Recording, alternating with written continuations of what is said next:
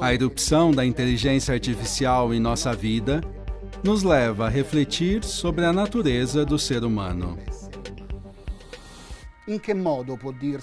De que forma ele pode ser diferente e superior às máquinas superinteligentes? Os especialistas respondem a essa pergunta questionando o mundo interior do ser humano. O espírito, geralmente repleto de esperanças, ansiedades, valores, preocupações, dos sonhos típicos do ser humano. Coisas que não podem ser facilmente codificadas em algum algoritmo refinado. É por isso que nos sentimos bem, hoje, voltando a uma experiência espiritual que marcou a vida e a história do movimento dos focolares. Aconteceu nas montanhas italianas, nos Alpes, em 16 de julho de 1949, há 75 anos. Os protagonistas são Chiara Lubich e Gino Giordani. Vamos falar um pouco sobre esse evento.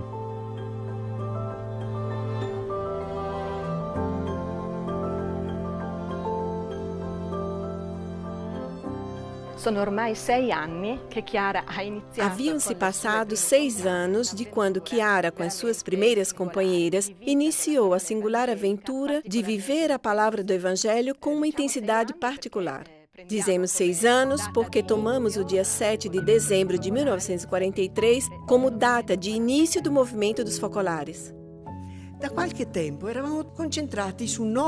Havia algum tempo que estávamos concentrados num ponto novo, a palavra de Deus, que vivíamos com uma intensidade incrível, continuamente no momento presente, porque não existiam estruturas do movimento, obras às quais nos dedicarmos. Devíamos viver a palavra. 1949 é um ano particular na história do mundo. Tem início a experiência das grandes divisões, que em nível global dão origem à Guerra Fria. Enfim, é um ano complicado, em uma época difícil, na qual as grandes ideologias da direita e da esquerda dividem o mundo. Isso é o que as ideologias fazem. A centelha que surgiu no dia 16 de julho de 1949, com o pacto entre Chiara Lubich e Gino Giordani, está a serviço da recomposição na unidade dessa humanidade que caminha para a fragmentação.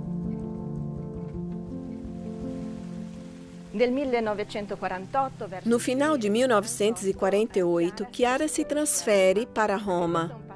Também esse é um passo importante e desafiador.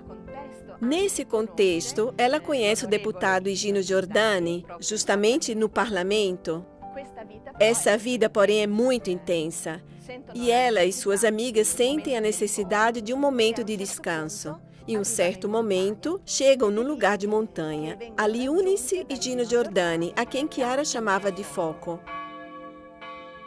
Era il primo anno che si andava tutti insieme a fare un po' di villeggiatura.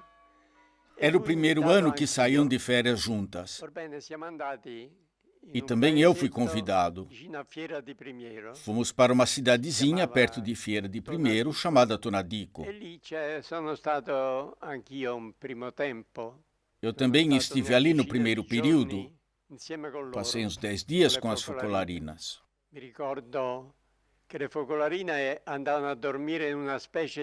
Lembro-me de que as focolarinas dormiam em uma espécie de celeiro, um chalé rústico, que pertencia a Lia, uma das primeiras focolarinas. Eu me hospedei em um hotel. Chiara Lubich e Gino Giordani, quindi. Chiara Lubich e Gino Giordani, duas personalidades certamente muito diferentes. E Gino Giordani é uma pessoa madura, um pai de família, um deputado, uma pessoa com grande experiência no campo cultural e humano. Chiara Lubich, uma jovem entusiasmada pela vida do Evangelho. E Gino Giordani vê em Chiara uma pessoa que pode acompanhá-lo na sua busca de santidade, algo que sempre cultivou dentro de si.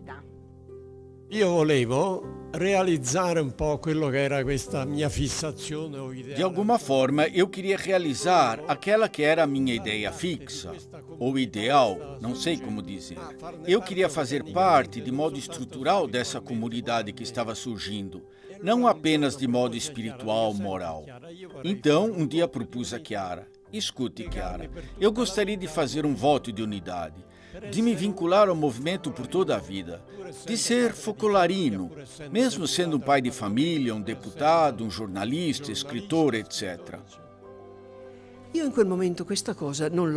Naquele momento não entendi isso. Não entendi porque não compreendia uma santidade a dois. Eu almejava todos, que todos sejam um. Não queria dois, mas um, todos um. Mas parecia-me que havia algo em foco que não deveria se perder. Chiara não sente que esse pedido ressoe na sua alma. Ao mesmo tempo, quer preservar a inspiração que Higino Giordani, sem dúvida, tem. Aqui, já nisso, dá para perceber a capacidade dos dois de dar espaço à ideia, à personalidade do outro. O que eles fazem? Por sugestão de Chiara, em vez de um voto, fazem um pacto. Fanno un patto. Allora io ho detto, senti, facciamo così. Eu lhe disse, vamos fazer assim. Eu não consigo entender esta unidade a dois. Eu quero que todos sejam um. Então vamos fazer assim. Amanhã iremos à missa e comungaremos. Na hora da comunhão, quando Jesus Eucaristia entrar no meu coração e no seu, eu lhe direi, una-me a foco, como tu quiseres. Eu não sei como, e você dirá a mesma coisa. Una-me a Chiara, como tu quiseres. Faz com que sobre o meu nada, sobre esse amor recíproco, sejas tu a realizares esse vínculo. É uma formulação interessante. É uma formulação interessante sobre o nosso nada. O que significa o nada de nós? É Chiara mesma que diz, significa sobre o amor mútuo, sobre o amor que tem a medida de Jesus, que morre e ressuscita. Ou seja, dar espaço ao outro para ser o novo Jesus. É precisamente essa presença do ressuscitado entre eles que cria um vínculo, diz Chiara, melhor do que aquilo que Foco havia proposto. L'abbiamo fatto. Assim fizemos. E usciti di chiesa, Foco doveva tornare in... E saímos da igreja. Foco precisava retornar à sacristia porque os frades estavam esperando uma conferência dele. Era famoso também por isso. Eu estava fora aguardando Foco, mas pensei em esperá-lo dentro da igreja. Estou para rezar a Jesus Eucaristia que estava no sacrário. Estou para dizer-lhe, Jesus, mas não consigo. Com efeito, aquele Jesus que estava no sacrário estava também aqui em mim. Jesus Eucaristia tinha atuado realmente como vínculo de unidade entre mim e Foco.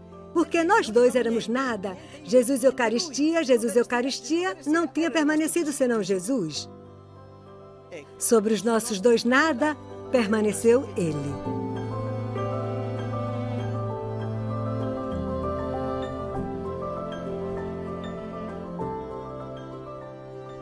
Dopo, cosa è successo? O que acontece depois? Quase que imediatamente, Chiara se dirige às suas companheiras e pede a elas que repitam o mesmo pacto no dia seguinte. Portanto, forma-se logo um corpo composto por várias pessoas. O pacto foi uma experiência mística, íntima, entre Chiara Lubich e Gino Giordani e os primeiros membros da comunidade nascente do movimento dos focolares da época. Foi um evento fecundo, a partir do qual surgiram projetos, iniciativas, correntes. Um pacto baseado sobre o nada de si abre naturalmente aos diálogos, por exemplo. O movimento dos focolares hoje está comprometido com a promoção do diálogo entre as diversas igrejas cristãs, com outras confissões religiosas, com homens e mulheres de diferentes visões e concepções do mundo, com o mundo da ciência e da cultura.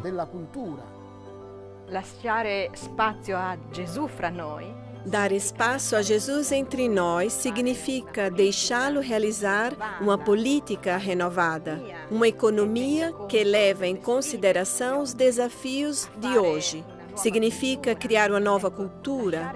Dar espaço a Jesus é viver o pacto hoje. E todos somos chamados a viver assim. É uma aventura que desejamos viver juntos, cada vez melhor.